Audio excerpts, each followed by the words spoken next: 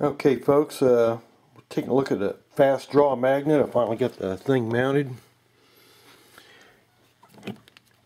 And here, an extra magazine. I'll show you something I found about this that was fairly disturbing.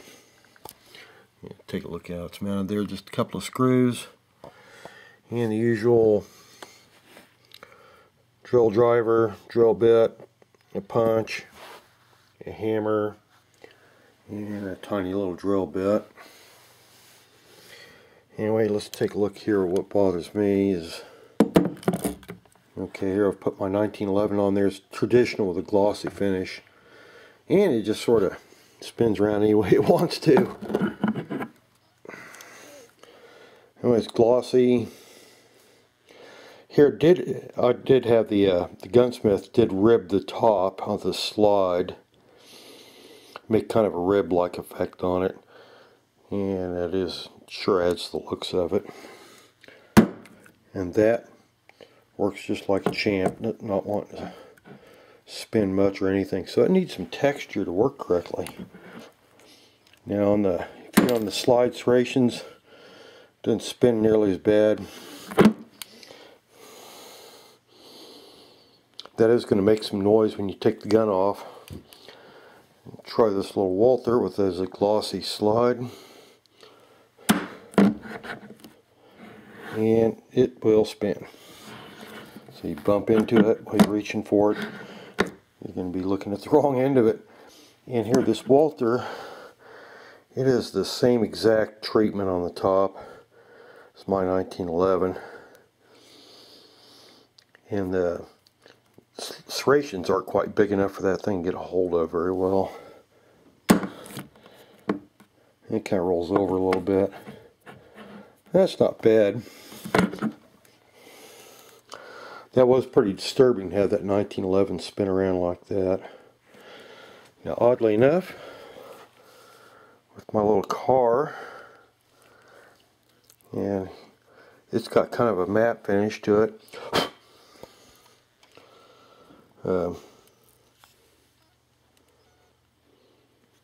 And it just works like a champ. On the side,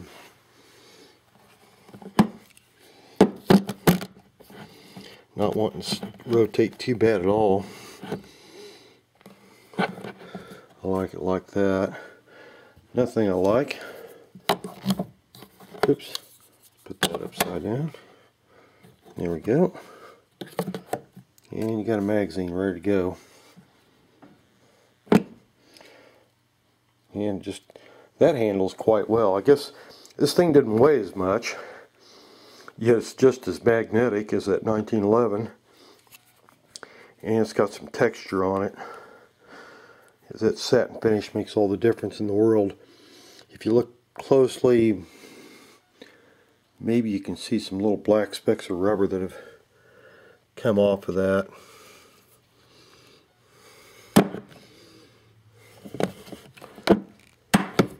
I like it like that. That's one thing about these glocky guns, is they do have a nice big flap for that magnet, and there's the spare mag for it.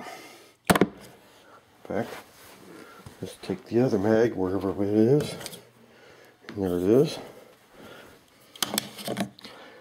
and there it is. There's a gun with both spare magazines ready to rock.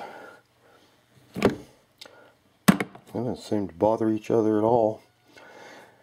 On a couple other trials, I've noticed like the magazine, after I remove the gun, the magazine will flip over and get on top of the magnet, but I don't see any problem with that. Anyway, I'm pretty pleased. Just keep in mind, if you have something traditional with a glossy finish on it, and maybe revolvers might be a big problem too. I don't know. I don't currently own a revolver. That might slide around on you. But with something with flats like that, it's not too bad. I guess that's why it's important to kind of try things out and work with them a little bit. And sometimes you can get something to adapt doing things the way you want to do it. And once again, of course, the tools were pretty simple.